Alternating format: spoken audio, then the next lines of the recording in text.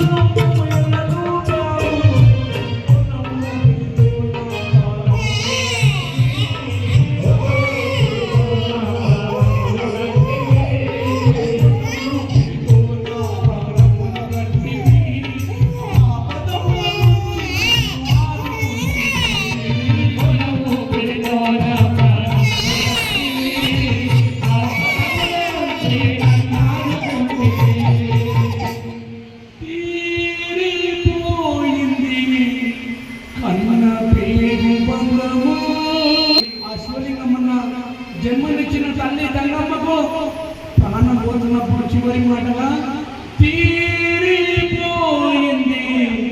కన్న పేగు బంధము ఇల్లుడికి వస్తున్నా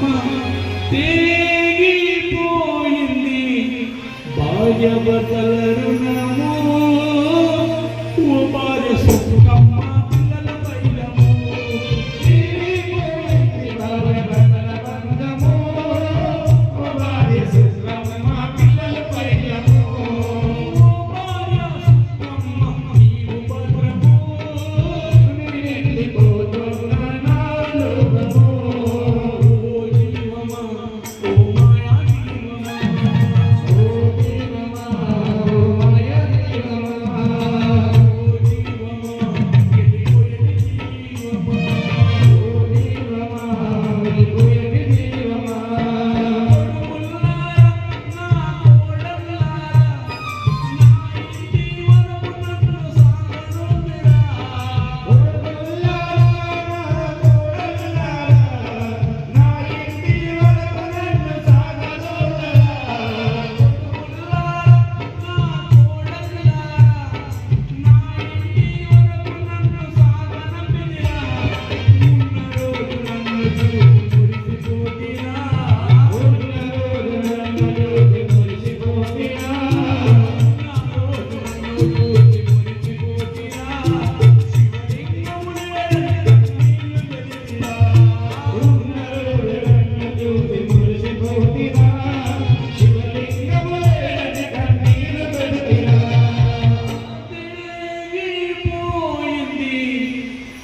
కొడుకుల రుణము అయ్యా కొడుకులు తీరిపోయింది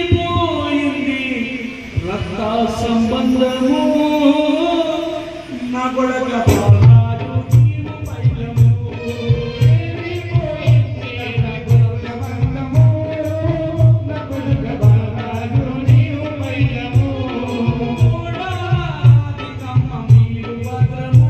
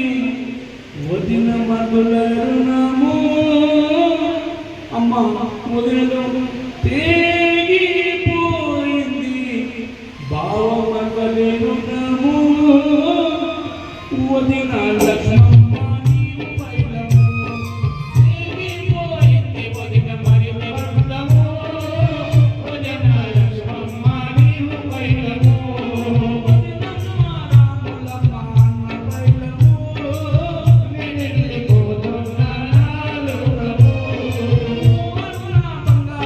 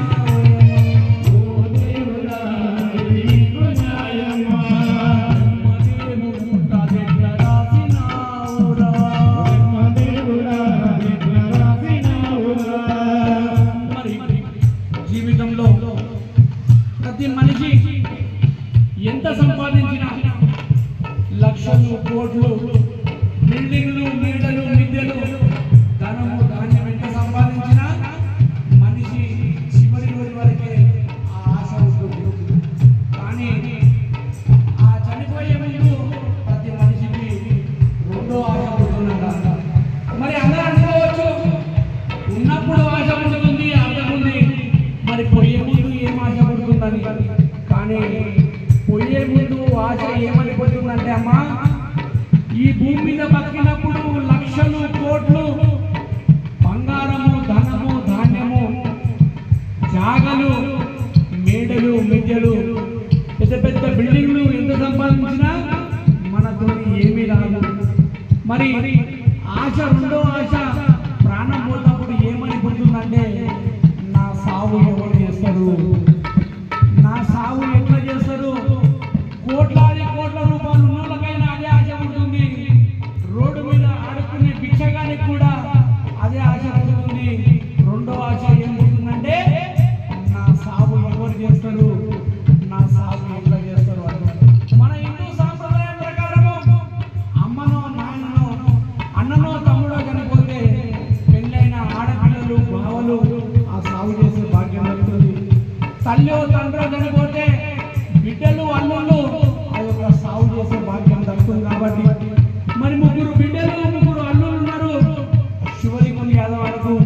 మరి ఆ ముగ్గురు మీద ఈ విధంగా ఆశపడుతూ, ఆశ పెట్టుకుంటా తన ప్రాణం ఈ విధంగా వదులుకోనంటమ్మా.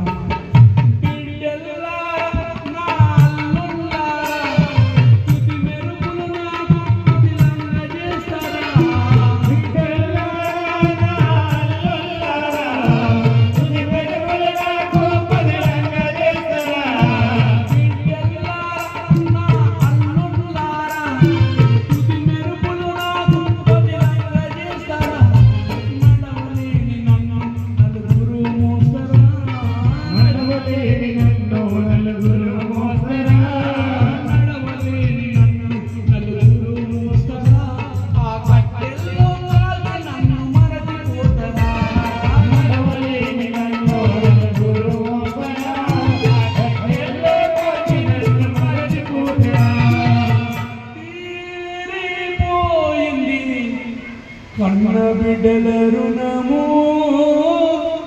అమ్మా కాళ్ళు కడిగి కన్యాదానం చేసిన బిడ్డ, ఈ కన్యాదానం చేసినందుకు మీరు నా సాగు చేసి ఆ పుణ్యం దక్కించుకుంటురా బిడ్డ అని తీరిపోయింది. కన్న బిడ్డల రుణము, నా బిడ్డ యాదమ్మ నీవు పైలము.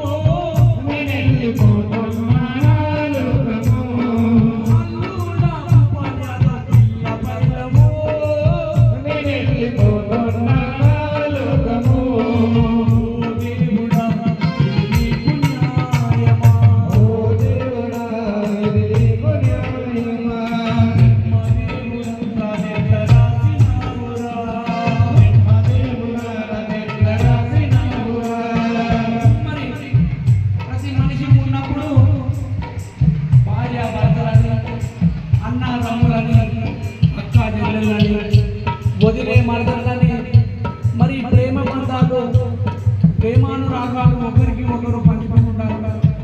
ఒకరోజే బతకరు భూమి మీద, ఒకరు 50 ఏళ్ళు బతకరు, ఒకరు 100 ఏళ్ళు బతకరు.